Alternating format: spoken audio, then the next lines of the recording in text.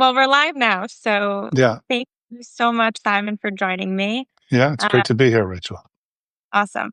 Well, I'm excited to chat about your experience with young voters then and now, and looking at the context of today's Democratic Party and the uphill battle that Democrats have with young voters coming out of the 2024 election. So I guess we can just get started right off the bat. But first, to introduce yourself, can you just tell me, for anyone who's watching who might not already subscribe to you, a Yeah. little bit about who you are, what you do, and what you write about?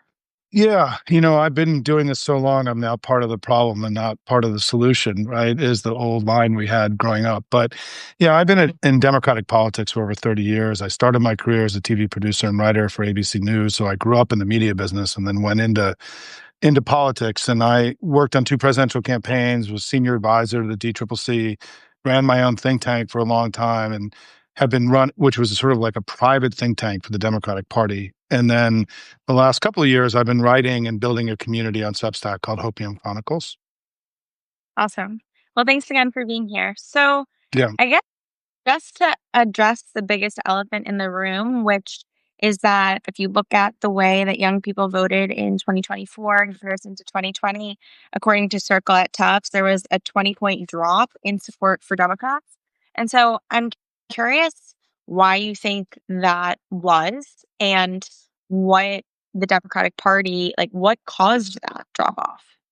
Yeah. And I want to say at the very beginning is that as I am formerly young and not young anymore, I have a lot of deference, and respect for others in this space. I'm not a young person, and I'll do my best today to share with what I see, but I also recognize I'm part of a broad conversation that we need to have, and lots of people need to weigh in. Look, I think that it is important to put in context that, I don't think we have had a long structural decline with young voters. I think that something really changed. You were talking about the Clinton era. I mean, in the 20, 30, 25, 30 years ago, young voters were a swing group. Neither party had, dominance with young voters. Is that mine? Do you think that's coming from me, that noise? If you want, I can go to a better headpiece. Let me do that because Okay. I'm I getting a don't little, you're not hearing that? Okay. If you're not hearing that, then it's not to worry.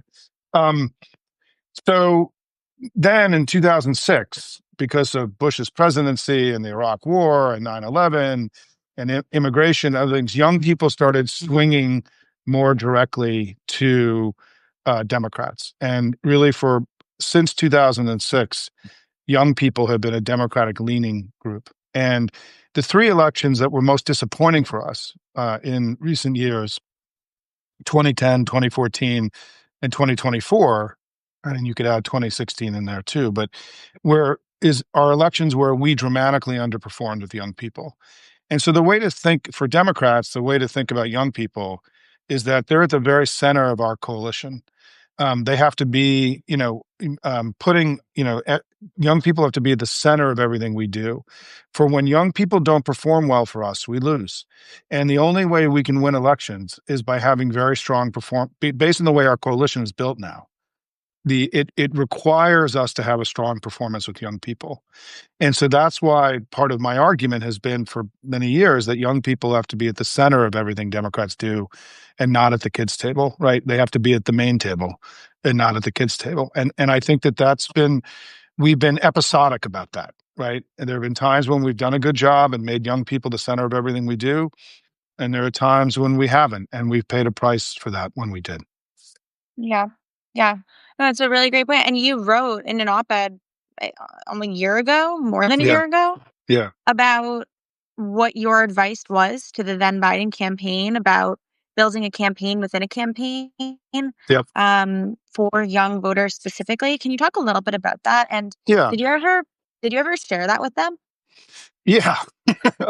um, I had meetings with the campaign and wrote that memo, that op-ed in the New Republic in February of 2024 was a public version of a private memo I wrote to the campaign in the White House in December of 2023. And where I argued, among other things, that we needed to make build a youth campaign within the main campaign. It couldn't have been it could not be an extension of the main campaign. It had to be something wholly different inside. And I called it a campaign within a campaign. And the idea behind that is that given how much young people have their media consumption habits and information habits are so radically different than so much of the rest of the electorate, that it would be a mistake for us to view them as an extension of the main campaign, that we needed to have this discrete set of polling, media. It needed to be a completely different team of younger people producing the content. And I fought for this very hard inside a Biden world, particularly because obviously Joe Biden at that point, who was still running, was going to have a hard time connecting with young people. And so something extraordinary had to be done to make up for his distance, as I called it, from young people. That wasn't done. And as you know, Rachel, because you were around all this, I mean, even the Harris campaign only really started hiring youth organizers and youth campaign people in the summer of 2024 when it was way too late. And so the campaign, I think perhaps in the crush of the transformation that happened, the change that happened, I think if there had been a single candidate all the way through, parts of the campaign would have been run better than they were. But given the crisis, I think there were parts of the campaign that never kind of matured properly. The youth piece of it was one of them. And we paid an extraordinary price for it in the campaign. I mean, our performance of young people in this last election was shocking, as you pointed out. It was a huge decline from 2020. It was largely concentrated in young men, but not entirely. And as you know, there is this distinction between older Gen Z and younger Gen Z. And I have three kids who are 24, 22, and 19. And I think that we did not really pay attention to them as they were coming into the electorate. And part of what I think is true about the younger Gen Z, and I know this from being a dad of three Gen Z kids, is that they grew up with Trump as president, not as this kind of crazy guy that we see. There was a little bit more of a normalization of him, right? He was president of the United States. He wasn't this carnival barker that many of older Democrats see him as.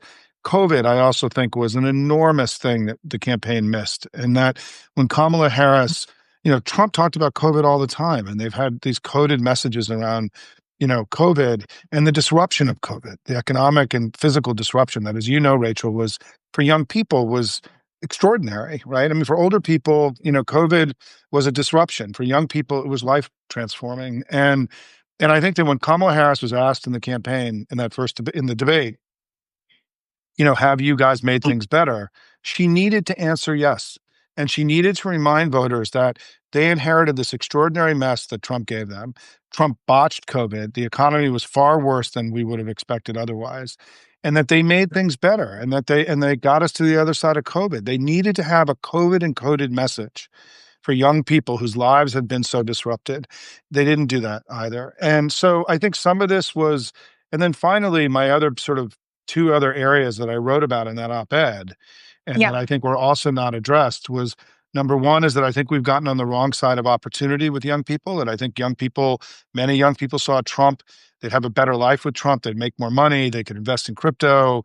They could do, they would have, he had successful tech people around him. So Trump looked like, if you were a late deciding voter, and I don't call them low information voters, but low political information voters, right? Because nobody who's young, I think, is low information any longer, is that, Trump looked like you would have a better life and be more successful. And then finally, we need a message around reform and around cleaning up the political system. I think a lot of young people and independent voters see Washington as wildly corrupt and very distant for their lives. And that we ran a sort of the establishment party, which was something that I wrote about extensively in that same op-ed, that we needed to run as a party of reform and renewal that was going to shake up Washington, not keep it. And so I do think the road back, going to a question you'll come to, is we've got to get on the right side of opportunity. We need to be a party of reform and renewal. We have to promote young people and young thinking and the experience of young people and make it central to our politics. And we have to be humble, right, as well. I mean, I think there was a lack of humility in the campaign about young people, which caused us to assume things that were not true. And in politics, coalitions, if you don't pay attention to them, they can wander. Parts of your coalition can wander. and young people wandered from us. I don't think they're gone for us, but I think we have a lot of work to go get them back. Yeah, I mean, all of that makes total sense to me. And when you're talking about young people not necessarily being gone forever, I mean, I hold listening sessions with young people across the country, and I always ask, do you identify with one party or the other? And the reality is that the vast majority of young people don't identify with either party. They don't reject labels altogether. We see this across identity and certainly in politics. And I think it's really important that these are malleable voters, and this is a time in all of our lives that everything feels just super uncertain. And I think to your point about opportunity, when Trump was promising to, there's a lot of nostalgia in our generation, and Trump taps into that by saying he'll make America great again, kind of looking back to this time period that we never knew and providing a vision of it that resonates, especially with that aspirational part of it too, in terms of the type of people who he surrounds himself with, who appeal to these younger men in particular. So I do Yeah. think that's a big part of it as well. And then, you talked about the COVID messaging, but the other thing that I'm seeing too in this split between what I call Gen Z 1.0 and Gen Z 2.0 is kind of just like a cultural shift as well. So if you think about the older cusp of Gen Z, like I'm on the oldest cusp of Gen Z, and when I was graduating college, um, throughout my 4 years of college, those were the 4 years of Trump's first term, and it was ripe with youth activism for so many different causes that were on the liberal side of things, whether it was the March for Our Lives or climate strikes or then the Black Lives Matter movement. And I wrote a piece last week on Trump's 100th day in office, just kind of pointing to the fact that we don't see a lot of youth-led resistance in this Trump 2.0 Yeah. era. And I know there have been some examples of sort of older Democrats who are marching, but it's a lot quieter than it was with the women's marches and going to airports at the time of the initial Muslim ban. Do you hear murmurings of this, or why do you think there is less of this visible resistance this time around? Listen, one of the reasons I wanted to come on today, Rachel, is that I learned from reading your stuff and I admire your work. And because again, I have to be humble and learn because this is such an unexpected thing happened, right? So we have to be come at this with enormous humility. And I will say that in my community at Hopium, which is an older community, right? We have a lot of activists and people who are going to protests and rallies, and they all comment that there's virtually nobody under 50 at these events, right? And that they're wildly skewed old, and that they are desperate to try to find ways to engage young people more, in the resistance and the opposition to Trump. And so I think you're right. I don't think there is the kind of hunger that we saw with older Gen Z. And I think that we have to, but I think there's an opening now. I mean, I think that part of what happened in the election is that if you were a low political information voter that broke towards the end, because there's a lot of data indicating that young people and Hispanic voters who were the parts of our coalition that broke against us broke at the end and not early on. Is that you were both those voters were both most affected by COVID and Hmm. also the largest consumers of social media, right? Yeah. And so Trump's propaganda and look, in terms of the campaign failing, one of the ways the campaign failed was even Future Forward, this outside super PAC that was supposed to be talking to all parts of our coalition, based their entire model on ads and evaluating the impact of ads and how many people, in Gen Z consume advertising versus organic media, right? Or shared media. And so even the model of the super PAC was biased against the ability for us to connect to voters who were operating in a completely different information space, right? And the idea that we woke up to podcasts and the Rogan world and the manosphere, like in the last 6 weeks of the election, was kind of shocking for anybody. I mean, my older son, whose room I'm in right now, he doesn't live here anymore. He's out of college. He's 24. He built his own computer when he was 15 years old by watching Linus Tech Tips, right? Like, and all the influencers, the way that all of you guys grew up, and particularly the younger Gen Z, the world they learned about was through influencers and through Yeah. teachers, basically, right? It wasn't through advertising. And so we it's part of the way I talk about this is we need a generational turn in the Democratic Party, not just in the age of our leaders, but in the way that we think about our politics, right? It's also a thinking thing. It's not just a physical age thing.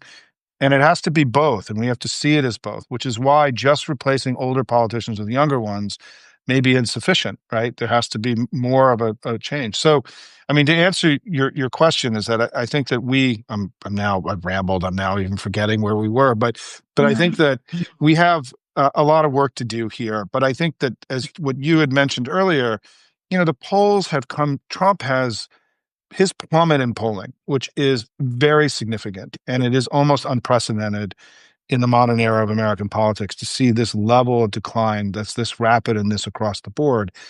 He's really lost ground with the two groups that came to him late, which were Hispanics and young people, which shows that this was a temporary thing.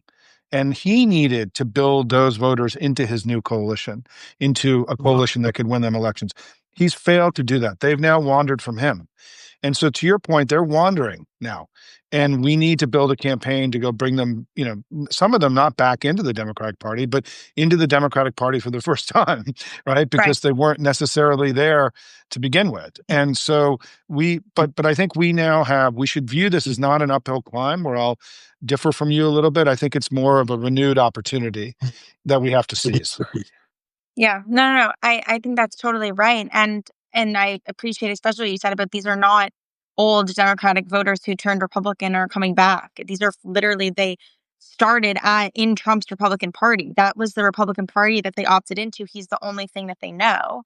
Yeah. And there are so many who have deep, deep admiration for him. And part of this too, I've spoken a bit about how Republicans and Trump especially have done a really good job at politically coding culture. So, for example, Trump will go to a UFC fight and he's there, he's Trump. Everyone knows that he, at the time during the campaign, he was the former president, he was running for president again. But he didn't talk about politics when he was at the UFC fight, he was just there.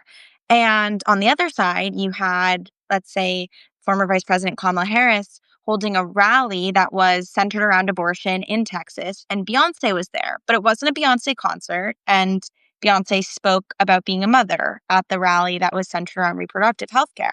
And so I'm curious from your perspective and in the conversations you're having, when it comes to this idea of politically coding culture, what tips do you have for Democrats? And are you seeing them starting to do this at all? Man, I think this is the hardest thing for us. And because and let me comment on this, and we have enough time to do this. And I wanted, so in our politics, we a large amount of our money and resources come from C3, 501c4, C3, and 506, 501c6 organizations, meaning that they can't be partisan in their orientation. They have to be for social welfare. And because of that, we in our polling and our research tend to be very issue heavy. We Hmm. tend to really see the world through issues because basically an enormous amount of our ecosystem is by law issue driven. And so that kind of culture bleeds into the way that we see our politics, which is, about issues, and where we start missing what politics is really about, right?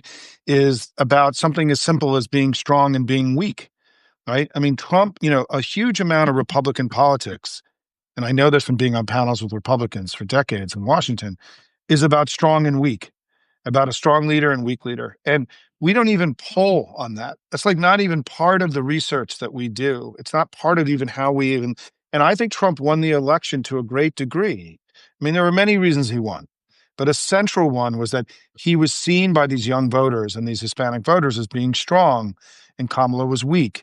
And I think this issue of strength and weakness is part of the cultural coding you're describing, which is that it's something outside of traditional issue-based polling, and we don't even talk about. So I think that we have a lot of learning to do, and I think probably the best example of this that I saw last cycle was Ruben Gallego and the work that he did in the Hispanic community in Arizona, where among the things he did was he adopted, a soccer team. He also went to boxing matches and he built T-shirts for people at boxing matches. And he would just go and hang out, right? He Yeah. wouldn't go give a political talk, but he identified with the culture of the Hispanic community that he grew up in Phoenix, and did things. And I, during the election, I posted those videos all the time. Ruben was so proud of this. They really feel like they had a big breakthrough. And obviously, Arizona of this seven battleground states, was our worst performing of the seven battleground states. And Rubin won his election despite that, in part because he ran a very different kind of campaign. So yeah, I think that those rallies were a wasted opportunity also to go do things like go to a boxing match in Phoenix, or go meet with young people and talk to them about issues, or go do things that were culturally connected to their lives, right?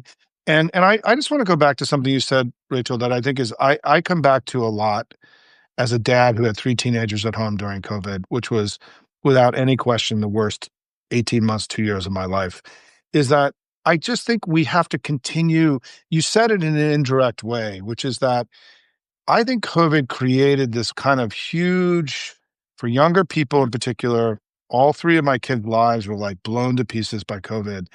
I mean, it's almost like the equivalent of a war happened in America, right? Something that was so extraordinarily disruptive to people's lives. And younger people had less life experience to draw on to sort of Yeah. manage and process all that, right?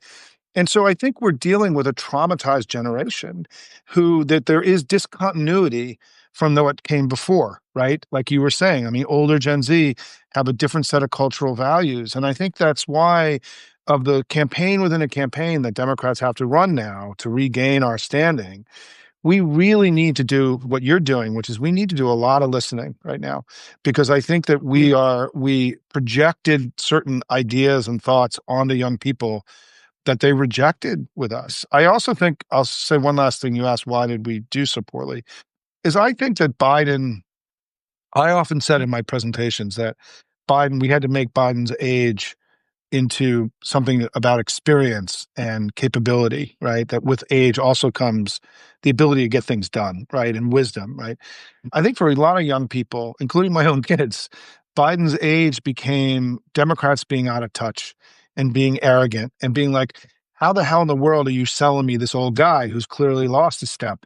And instead of it looking like being a Biden problem, it became a Democratic Party problem. It became like, why don't you guys have the strength to give us a better leader? Why are you rolling over to this guy that we think doesn't have it any longer and has lost a step? And it became an indictment of us as a party, not just Joe Biden. And I think that it's why we have a lot of work to do, right? Because it's not just that Trump was strong, is that we made mistakes, right? And that we made errors, and those errors we have to own them in order to sort of regain the trust of voters, or gain the trust of voters that we've never trusted before. But I think the cultural stuff is the area where we need the most help, and is sort of the thing, you can teach old dogs new tricks, but it's hard. And we've got a lot of, new tricks to learn here as we go forward with young people. Yeah. Okay, just one last question because I know we're Yeah. coming up on time. Yeah. But you wrote recently about partisan voter registration, and Yeah. I find it really interesting because I've traveled to do these listening sessions on college campuses all across the country, and when I'm there, I see canvassers, in the lead up to the election, trying to do voter registration, and I've been struck by how a lot of these initiatives are nonpartisan. They're not saying, go vote at the time. They weren't saying go vote for Kamala Harris. It was just go vote. Whereas Turning Point, a lot of Yeah. times, is doing voter registration, but it's about voting Republican. And so I'm curious, do you advocate for more partisan voter registration with young people down the line? Yeah, we have to do it. We have no choice. I mean, Turning Point, who we mocked and made fun of, kicked our ass in this election.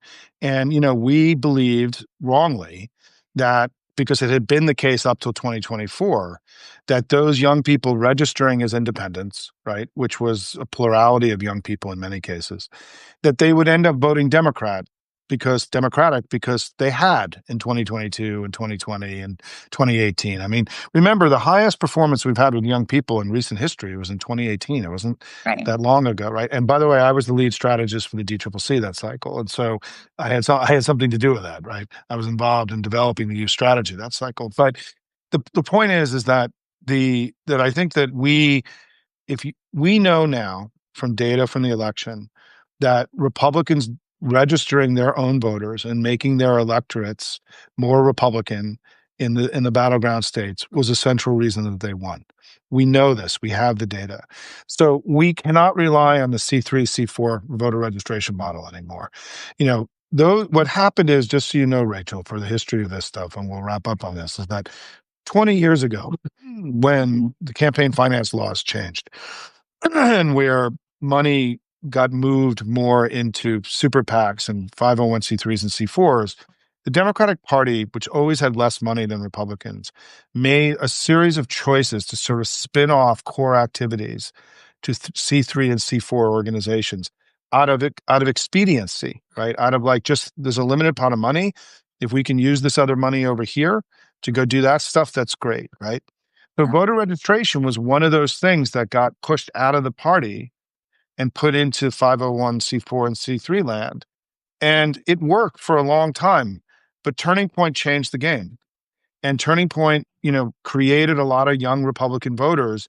And we have de-emphasized, we've gotten away from voter reg in general, right? The voter reg stuff was very episodic. It wasn't strongly funded.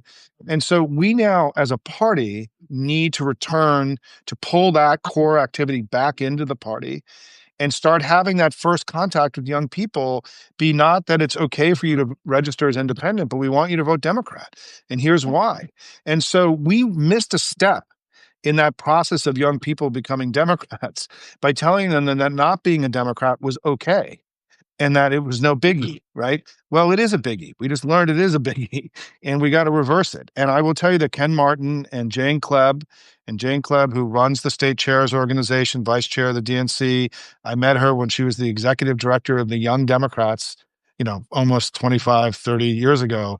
Jane Klebb is the biggest advocate in our party for returning voter reg to be a core Democratic Party activity. And in the announcement just made last week, 2 weeks ago, that the DNC is going to be making unprecedented investments in all 50 state parties. Part of that money is to return partisan voter registration back as a core activity. So you are going to see, for the first time, far more aggressive partisan voter registration of young people, for the first time since before the 2004 presidential election. Yeah, it'll be really interesting to see how that unfolds because I think a lot of young people I talk to, they say it feels like Democrats aren't reaching out to them. Like they don't want them to be part of their party. And so this might have the opportunity to change that a bit. And, we'll see. But yeah. Can I just, I know you want to go, but let me just put an exclamation point on that. What you just said is so important. We have to make it clear as day that we want young people in our party, that they're at the adults table, not the kids table, that they're the center of everything we do. And I think one of the most powerful messages we have, because I talk about this all the time, is that Donald Trump is stealing the future of young people. And we have a way, I think we have such a vast opening now to talk to young people in a new way, given his malfeasance and given his failure and given his, the destruction that he's wreaking, that, shame on us if we don't mount a massive campaign to let young people know that they are the center of everything we do, that we want them as part of our family, and that we're going to fight like hell to get their votes. And I'm optimistic that the new team at the party, Ken Martin, Jane Klebb, Roger Lau, even David Hogg, who we didn't talk about today, my brother David, who I love, like, are have an ability to build an unprecedented youth program for us. And I'm going to be doing everything I can to help them. Well, thank you so much, Simon. I appreciate learning from your perspective and hope to talk to you again soon. Keep up the great work, Rachel. And everyone should follow. If you're not following Rachel on Substack, you should. It's a must-read, youth-oriented Substack. And so thanks for the opportunity to be with you today. Awesome. I appreciate it. Thanks, Simon. Thanks, everyone, for watching.